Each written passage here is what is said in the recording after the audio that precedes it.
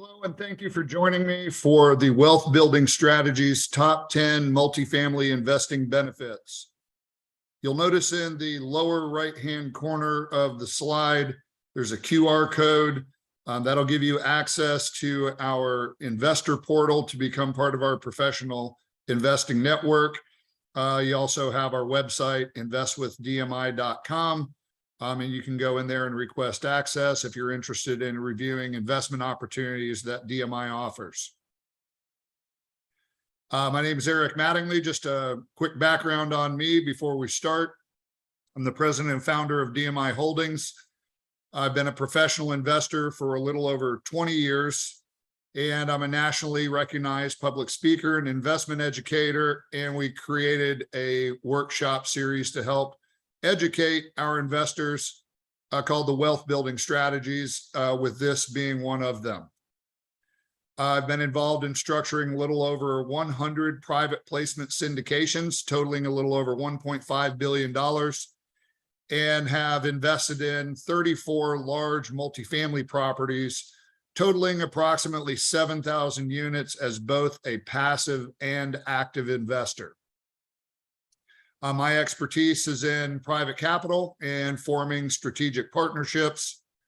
And I was also inducted into the USA Martial Arts Hall of Fame for Mixed Martial Arts Master of the Year. So what we'll be covering today is the top 10 benefits of investing in multifamily, which include group purchasing, the ability to leverage, operational efficiency, forced appreciation, return of capital, passive income, tax advantages, above market returns, hedging against inflation, as well as being able to invest with self-directed IRAs and other qualified plans. So group purchasing, investing in multifamily is very capital intensive. Unlike single family, you generally need quite a bit of capital. So group purchasing allows investors to combine capital with other investors to purchase a larger and potentially more profitable real estate investment. The lead investor or investors, also known as the sponsor group, identify the property, conduct due diligence and underwriting, secure property management, organize investment capital, and are required to guarantee the loans for the financing on the property. The sponsors on the project are the general partners and are responsible for overseeing the operations of the property and providing reports to the limited partners. The passive investors are the limited partners, the LPs, that purchase a fractional ownership on the property and have no debt liability or management responsibility, as well as any operational duties. Multifamily will allow you to leverage your return through the use of strategic debt financing. So investing in multifamily allows investors to use debt more strategically than with single family real estate investing. In most cases, when buying an existing multifamily property, the financing is non-recourse and does not show up as a liability on a financial statement to the loan guarantor or guarantors. The general partner or the sponsors acts as the guarantor on any bank financing for the property. So the limited partners are not signing on any loans and have no debt liability or responsibility. The passive investors get the benefit from the leveraged financing and getting a leveraged return without having to guarantee any loans. So the return on investment to the investors are significantly greater as a result of the leverage being used. There are also tremendous operational efficiencies when investing in multifamily and provides economies of scale at affordable costs compared to single family investing. In this case, the property is professionally managed with on-site property manager, leasing staff, and maintenance. The general partner acts as the asset manager and works with the third-party property management company who in turn oversees the property level management staff. The best economies of scale and value are on properties with 100 units or greater. It's not to say that investing in a 75 unit property is bad, but just to give you an example, if you had a 50 unit property, you're still going to need a property manager, a leasing agent, and a maintenance staff member. And it costs the same whether it's a 50 unit property, a 100 unit property, or a 150 unit property. That's what we mean by economies of scale. One of the unique features that multifamily investing has is what's called forced appreciation. This is one of the primary reasons I personally invest heavily in multifamily, and our investor network invests in multifamily. So the value of a multifamily property can be increased by reducing operating expenses and increasing income. Below are a few examples. I'm going to show you only 4. However, there are 10 or 15 strategies that either reduce expenses or increase revenue, which therefore translate into increased value of the property. This is on an actual project that we currently have. For example, by reducing the water bill by $25,000 a year at a 5% cap rate, the value of the property would increase by $500,000. One of the first things we do if we take on a new acquisition is install a water conservation and energy conservation program that immediately reduces expenses and simultaneously immediately increases the value. Charge an extra $10 a month on 50 covered parking slots. That's $500 a month, $6,000 a year. And if you put a cap rate to that at 5%, just as an example, the value of the property then would be increased by $120,000 by just adding $10 a month to a few covered parking slots. By increasing rent $100 a month per unit on a 100-unit property, that's $120,000 a year of additional income. At a 5% cap rate, the property value would increase by $2.4 million. Increasing rents and charging premium rental rates on upgraded units is one of the main ways that you're able to quickly boost values within the first 2 to 3 years of taking over a property. On a value add acquisition, you're looking for properties that are charging rents that are below what the sub-market is actually getting. So when you're going in there, you're not just trying to push your rents up, you're simply trying to bring your rents up to current market value, which is very different than just banking on standard 3 to 6% annual rental rate increases, which also obviously helps. In addition to bringing your rents up to market value, you also are going to have upgraded and premium units with additional amenities where you can charge a greater monthly rental rate. And in this case, if you upgraded 50 units on a 100-unit property and you're able to charge an additional $150 per month by adding, say, a washer and dryer that wasn't already there, that's an additional $90,000 a year in revenue. And if you run a 5% cap rate on that additional income, the value would be increased by $1.8 million. By doing only these 4 things, the property would increase in value. Looking at a few different cap rates, just as an example, at a 6% cap rate, you would have increased the value of that property by $4 million.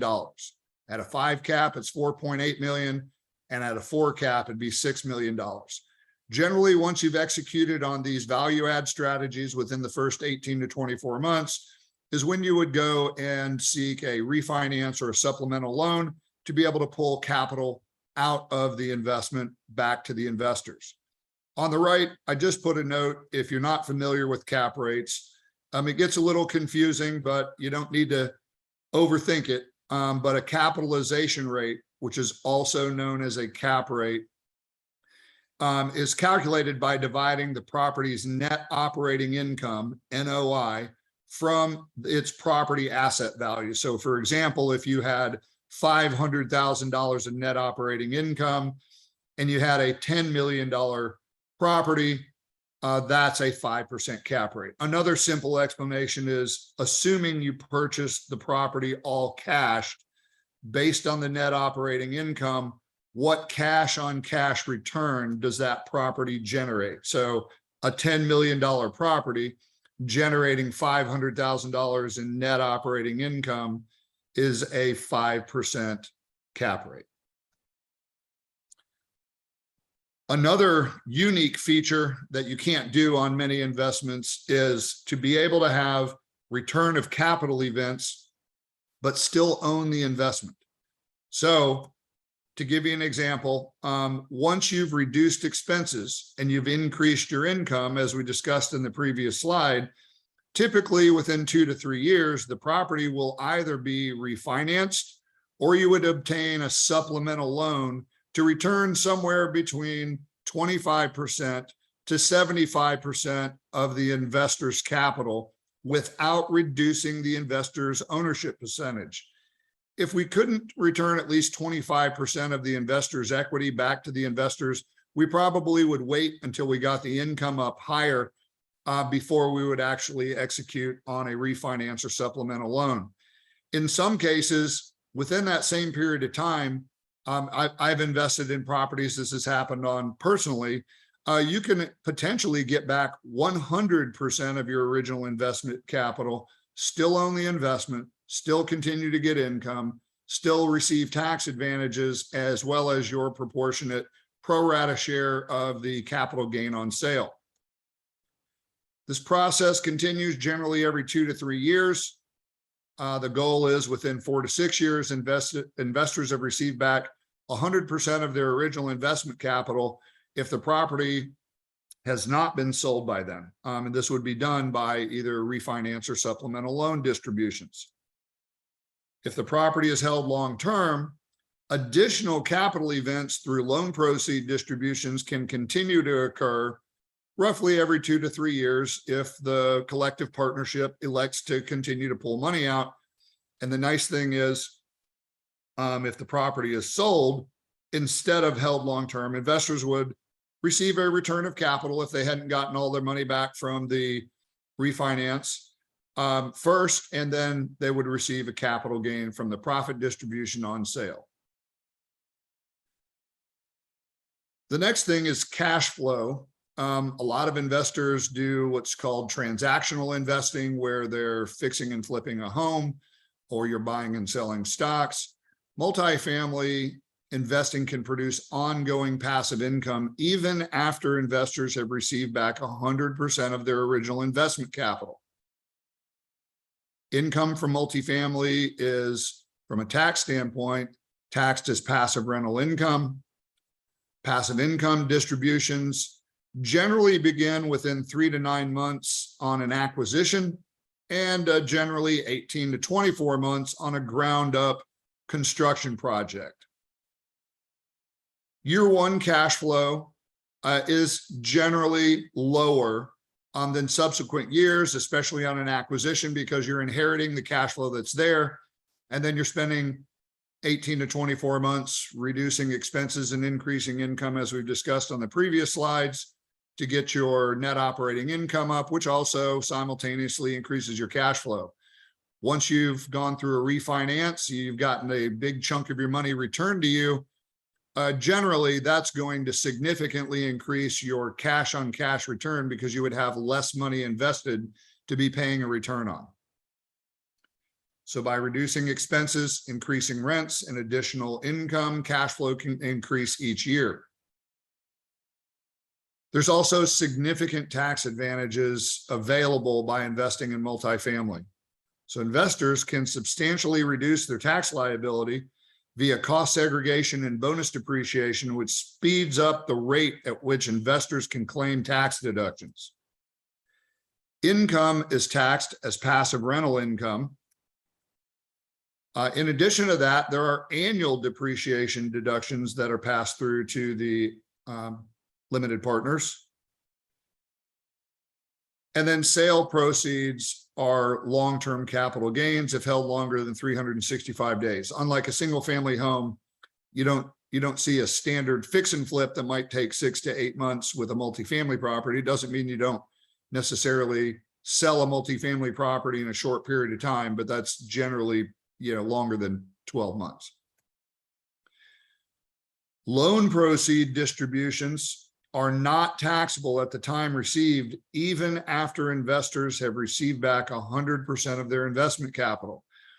This is a huge benefit. So if you hold a multifamily property long-term and you would otherwise sell it so that you could receive a capital event, you don't necessarily have to do that. You could actually go in, as long as you've got your income, your net operating income up, you can go in and pull additional monies out and have a capital event, but without a tax liability from refinancing or doing a supplemental loan. So this is a huge advantage to investors because you can have sale event type experiences without actually selling the property and still maintain all the benefits that the property is producing. And then at the end of the year, investors are going to receive a Schedule K-1. That's all you're going to need to provide your CPA to file your taxes and be able to take your share of the tax advantages. Investing in multifamily can also provide above market returns to investors through a combination of cash flow, capital events, capital gains, as well as the tax advantages. What is an above market return? That is really a personal choice. For us, we look at above market returns as anything 10% or greater. If an above market return for you is 50% per year on your money, well then, you might not achieve your goal on a multifamily property, but that's the way we look at it. In general, multifamily can produce cash flow between 4 to 10% per year passive income. Investors can have a return of capital event when the property is refinanced or supplemental loan, which can return part, and in some cases, all of the invested equity, leaving a low to zero basis, but still own the investment. By simply reducing expenses and increasing income, even slightly, values can increase significantly to realize a strong capital gain on sale. Between cash flow and gain on sale, investors on average can consistently achieve double-digit returns, which is what we consider above market. And then as a result, multifamily is one of the most predictable ways for investors to earn above market returns. Investing in multifamily is also considered a hedge against inflation, since values increase as expenses on the property are reduced and rental rates are increased. If you just look at this last year, I believe the inflation rate was 8 or 9%. So that means that you have to be earning consistently 8 or 9% on your money to simply be able to buy the same things you were the previous year. So you've got to have investments that are predictable and be able to give you above market returns. Single family investing has what's called natural appreciation and depreciation based on the buying and selling activity in a particular submarket. Multifamily has forced appreciation, which we covered in a previous slide, regardless of the submarket. Value on a multifamily property is dictated by the net operating income, as we discussed previously. By simply reducing expenses and increasing income even slightly, the values can increase significantly. And as a result, multifamily is also considered one of the most predictable and stable investments available to investors to hedge against inflation. And the last benefit is you can also invest with a retirement plan. So investing in multifamily can also be done inside any type of qualified plan that's structured as a self-directed IRA or other type of plan. So that includes traditional IRAs, Roth IRAs, traditional 401ks, 401k Roth, Keogh plans, SEP, HSA, etc. pretty much all qualified plans can be self-directed. And once you've done that, gives you the ability to be able to invest in things outside of stocks, bonds, mutual funds, EFTs, and such. And just gives you more options with investments that can consistently give you above market returns. Just real quick, we're going to go through just a couple of case studies to give you an idea of the type of properties that we invest in. And again, the QR code you see here, you can scan that with your camera and it'll take you over to a request access to our investor portal.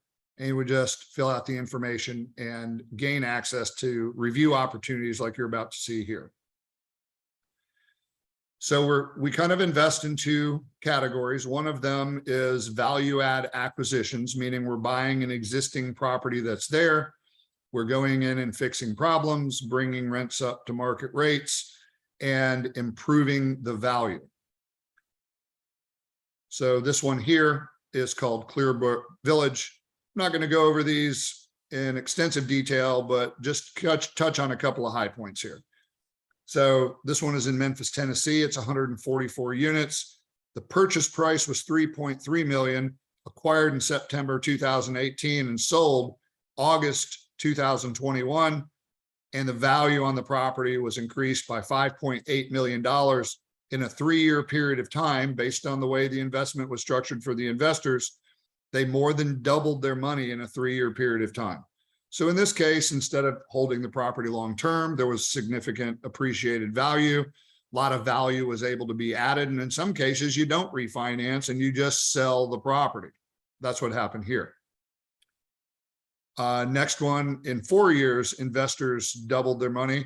This was in Gainesville, 157 units, bought the property for $10.4 million. Value was increased by $7.3 million and some change, and sold for $17.8 million. Again, great returns above market. And in a 4-year period of time, investors doubled their money. That's an average of 25% per year. An average multifamily property should hit you somewhere between a 15 to 20% annualized rate of return. That's what we look for in making a decision if we want to move forward on a multifamily project. And then the last one here is 151 units, Dalton, Georgia. This one had a lot of renovation.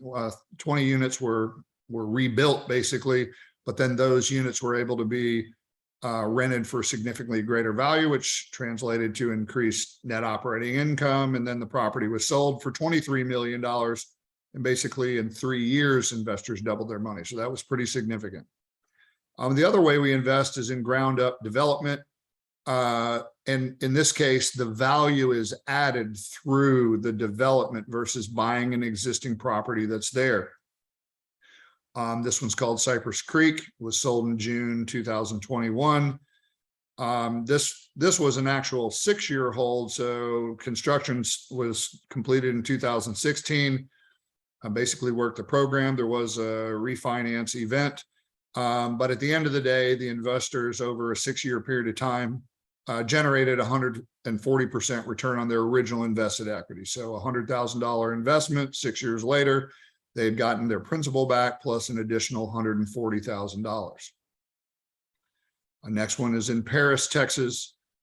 This one is a 3-year hold, 72% in 3 years, not bad. Once this one got fully occupied, it was then sold. So again, instead of holding it long-term, you can also sell, realize your capital gains and go invest elsewhere. And then the last one here, it's in Palestine, Texas, 136 units, acquired in 2020. This one was sold instead of refinanced, and investors generated a 14% return. So in approximately 3 years, it was a 42% return on invested equity. Again, above market returns. And with that, we're going to conclude. I appreciate you joining us. We have a lot of other workshops that we will share with you. And again, if you want to have access to be able to invest in properties like this, you can scan the QR code there. You can also email us at invest@dmi-mgt.com, as well as go to our website, investwithdmi.com. So again, thank you for joining me and look forward to talking to you soon.